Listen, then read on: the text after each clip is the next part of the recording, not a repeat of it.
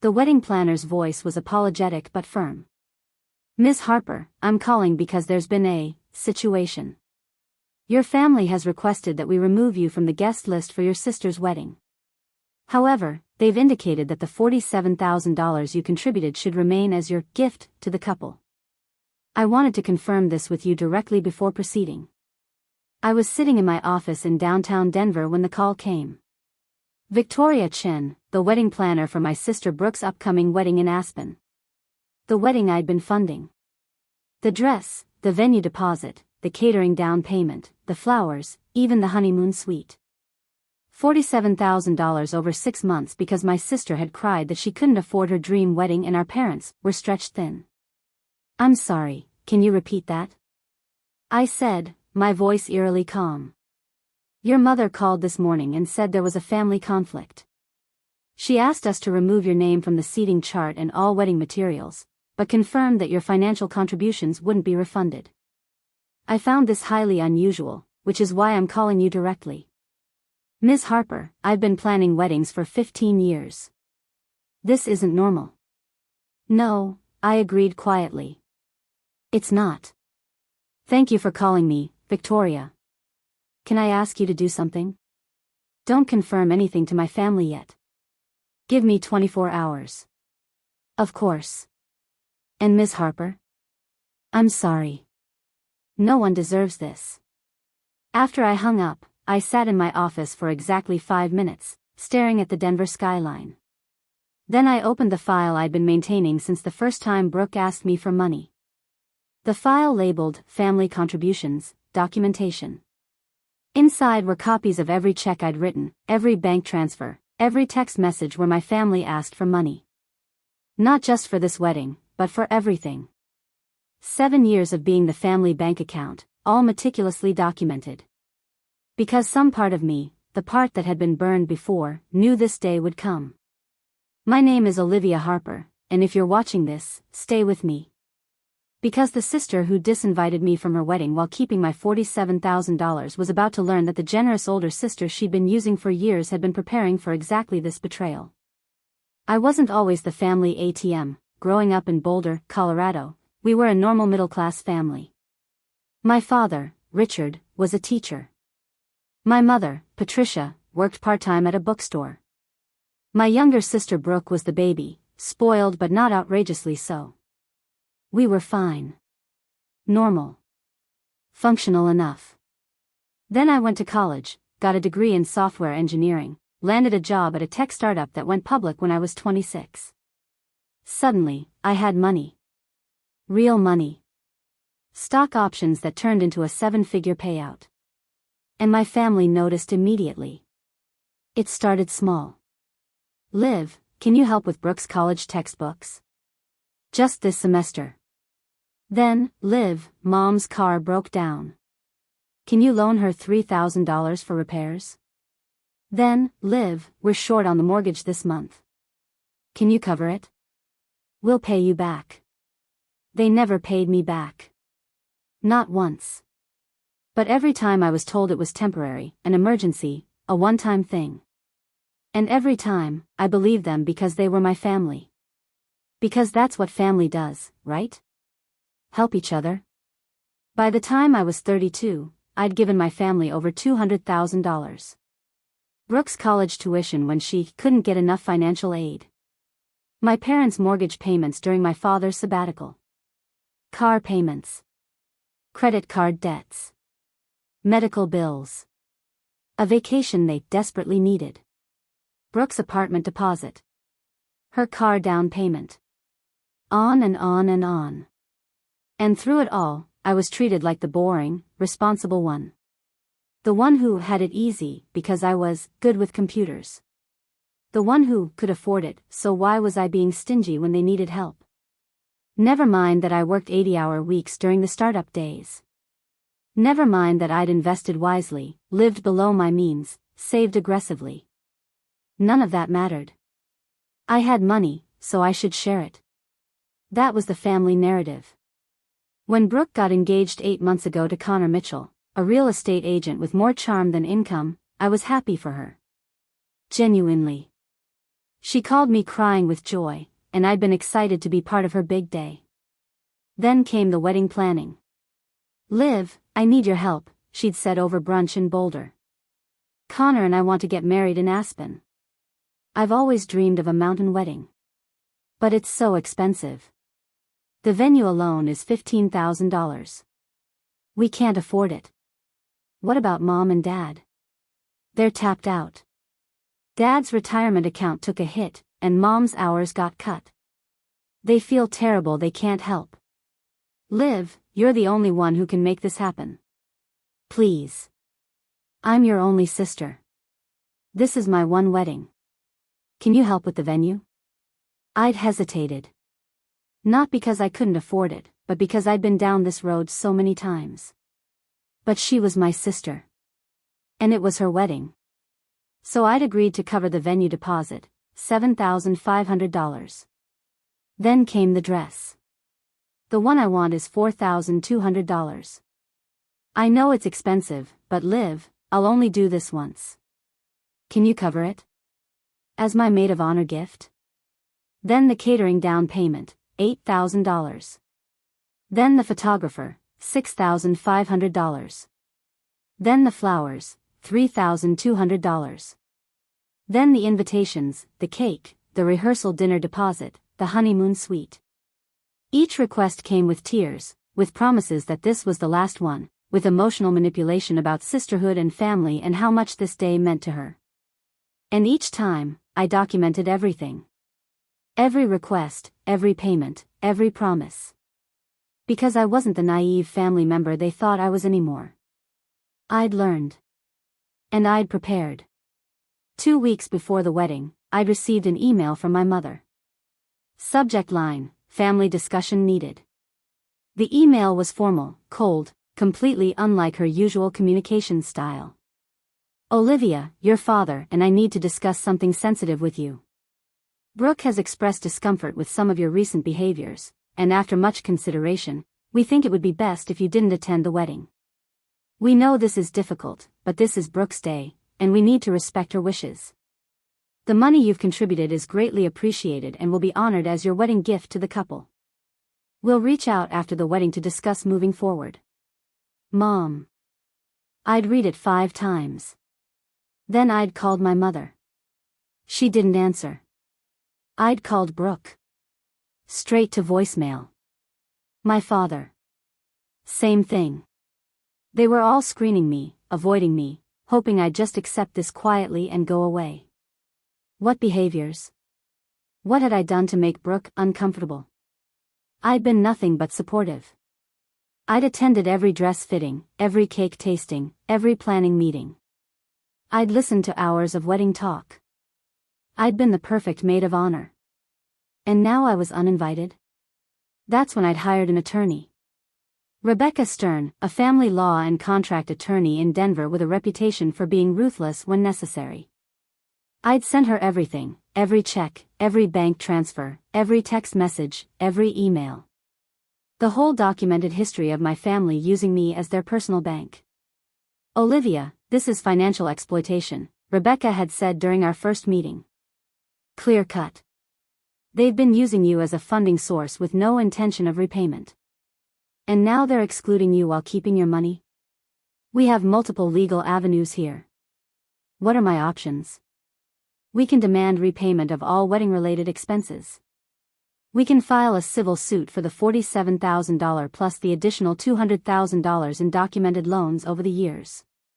We can send a formal demand letter that would arrive before the wedding, putting pressure on them to either refund you or explain themselves. What do you want to do?" I'd thought about it carefully. I want them to face consequences. But I want it to be strategic. I want them to understand exactly what they've done. Then here's what I suggest. Now, 24 hours after Victoria's call, I was ready. Rebecca had prepared a demand letter to be delivered via process server to my parents' home, to Brooke's apartment, and to Connor's office. All 3 would receive it simultaneously at 10 a.m. on Friday. 2 days before the wedding. The letter was clear and devastating. To the Harper family, This letter serves as formal demand for immediate repayment of $47,000 in wedding expenses contributed by Olivia Harper to Brooke Harper's wedding scheduled for October 14. Ms. Olivia Harper has been removed from the wedding guest list without explanation while being expected to forfeit her financial contributions. This constitutes unjust enrichment and financial exploitation. You have 48 hours to remit full payment to the account listed below. Failure to comply will result in 1. Filing of civil suit for recovery of funds, 2. Filing of additional suit for recovery of $203,500 in documented loans provided to the Harper family between 2017 to 2024, 3. Notification of wedding vendors that payment disputes exist, potentially affecting service delivery. All transactions are documented with bank records, text messages, and email correspondence. This is not a negotiation. This is a legal demand. Sincerely, Rebecca Stern, ESQ, on behalf of Olivia Harper. At 10:03 a.m. Friday, my phone started ringing. My mother, hysterical. I didn't answer. Brooke, screaming on voicemail about how I was ruining her wedding. I saved the voicemail. My father, demanding I call him back immediately to discuss this ridiculous legal threat. I didn't call back. Instead, I called Victoria, the wedding planner. Hi Victoria, it's Olivia Harper. I wanted to let you know that there's now a legal dispute regarding payment for my sister's wedding. My attorney has sent demand letters. I'm not trying to disrupt your work, but I wanted you to be aware that if my family doesn't resolve this, there may be payment issues with the vendors. Oh my God, Victoria said. Olivia, I'm so sorry. What can I do? Nothing.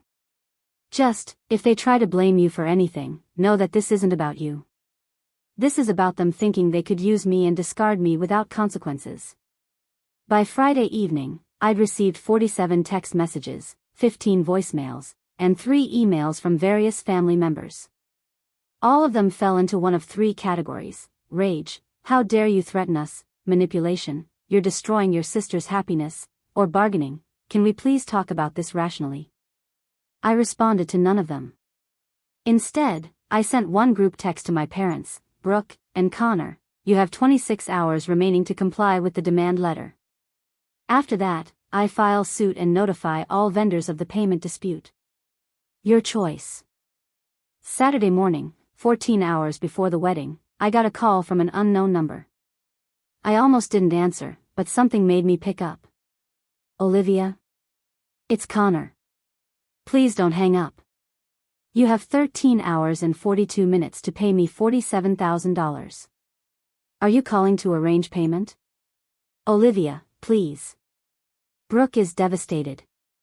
Your mother is having panic attacks. This is our wedding day. Can't we work this out after? You mean after you've had your dream wedding funded by the sister you banned from attending? No, Connor. We work this out now, or I make sure every vendor knows there's a payment dispute and your wedding falls apart. That's cruel. That's vindictive. Brooke is your sister. And yet she uninvited me while keeping my money. Connor, let me be very clear. I don't care about your wedding. I don't care about Brooke's feelings. I care about the $47,000 you people stole from me while pretending it was a gift. You have 13 hours and 40 minutes. Either pay me or watch your wedding collapse. I hung up. My hands were shaking, but not from fear. From power. From finally standing up to people who'd used me for years. At 2 p.m., Rebecca called. Olivia, your father just contacted my office. He wants to negotiate. He's offering $20,000 immediately and a payment plan for the rest. Absolutely not. Full amount by 6 p.m. or we proceed with filing. You're sure? Because once we file, this gets very ugly very quickly. I'm positive. They made their choice when they uninvited me. Now they live with the consequences. At 4:37 p.m., with less than 2 hours until my deadline and 5 hours until the wedding, I received a bank transfer notification. $47,000. From my father's account.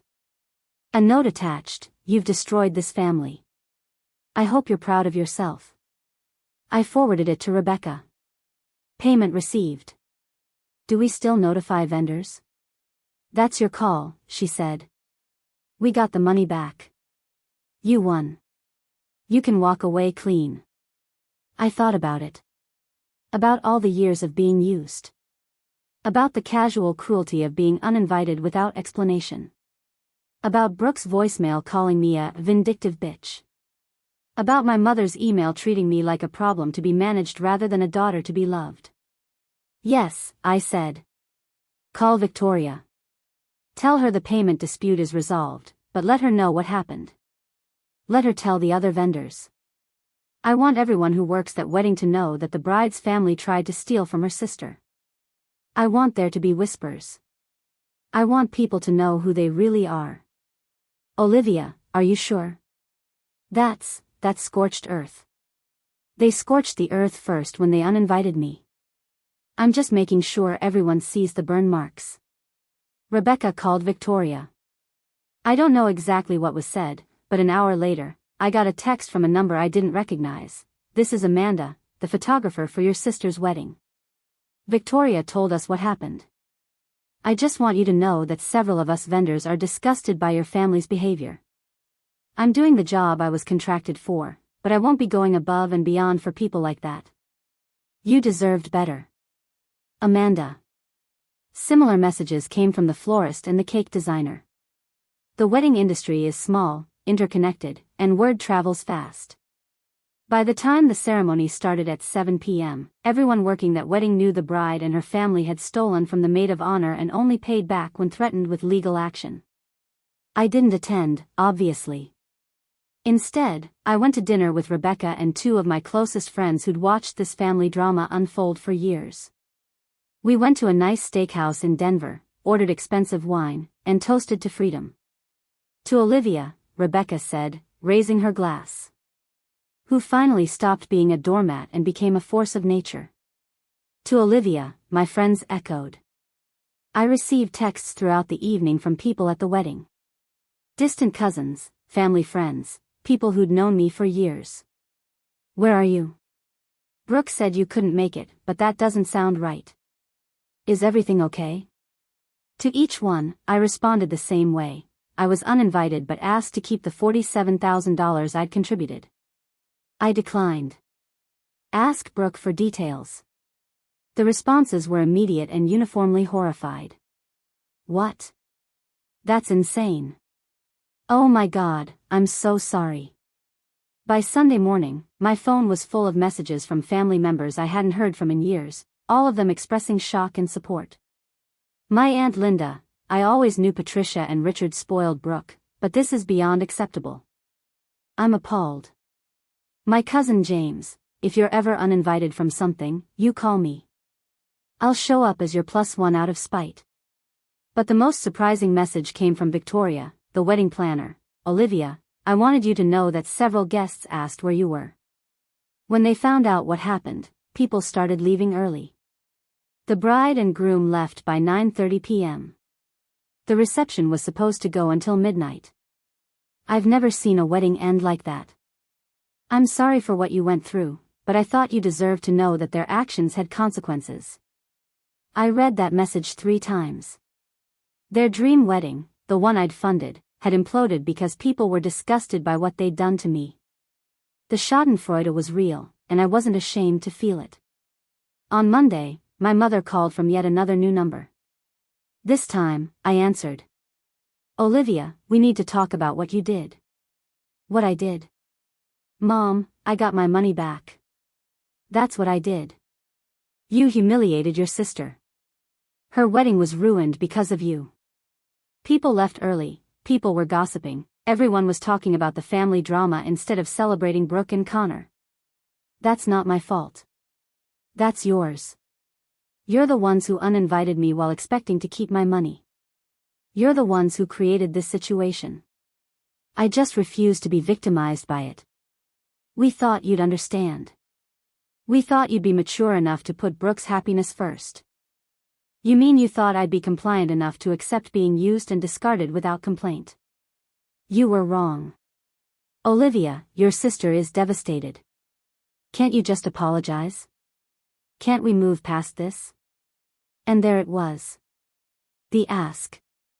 The expectation that I would be the bigger person, that I would apologize for setting boundaries, that I would make everyone comfortable at my own expense. Just like always. No, Mom. I can't. And I won't. You want to know why Brooke was uncomfortable with me attending her wedding? I finally figured it out. She was uncomfortable because I represent everything she isn't. I work hard. I save money. I don't expect handouts. And my presence at her wedding, the wedding I funded, would have been a constant reminder that she didn't pay for any of it. That she manipulated her older sister into bankrolling her dream day and then tried to erase her from it. That's not true. Brooke loves you. Brooke loves my money. There's a difference. And Mom, you enabled this. You and Dad. You raised her to believe she was entitled to whatever she wanted, and you trained me to believe I was obligated to provide it. But I'm done. I'm done funding your lifestyle. I'm done bailing out your mistakes. I'm done being the family ATM. From this point forward, if you need money, you figure it out yourselves. You're being selfish. I'm being self-preserving. There's a difference. Goodbye, Mom. I blocked her number. Then I blocked my father's, Brooke's, and Connor's. Every family member who'd sent me angry messages about ruining the wedding got blocked too. I kept only the ones who'd expressed support or understanding.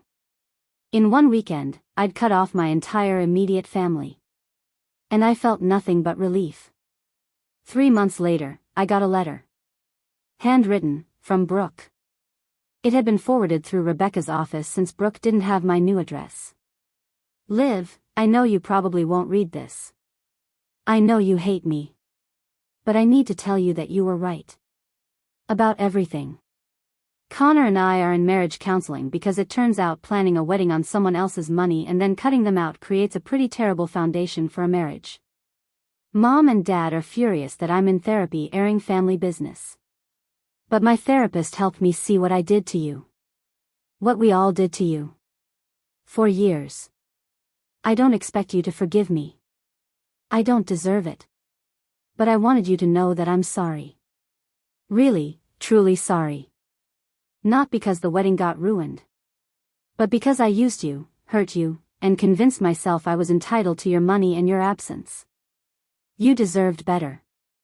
You deserved a sister who valued you for more than your bank account. I hope you're happy. I hope you've built a life without us that's better than anything we gave you. You earned it. Brooke. I read it twice. Then I filed it away. Not because I forgave her, but because it was proof. Proof that I hadn't been crazy, hadn't been selfish, hadn't been wrong. Proof that they'd exploited me and finally someone was admitting it. I didn't respond. Maybe someday I would. But not now. Now, I was too busy enjoying the life I'd built without them.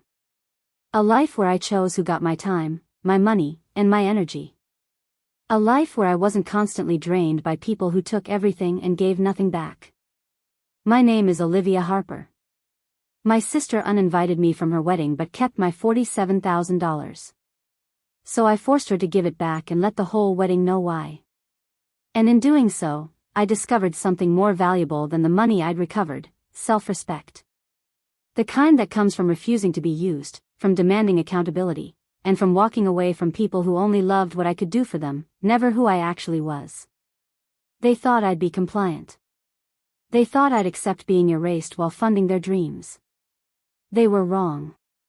And the wedding that was supposed to be the happiest day of Brooke's life became the day everyone in our family learned that Olivia Harper was done being generous to people who'd never been grateful.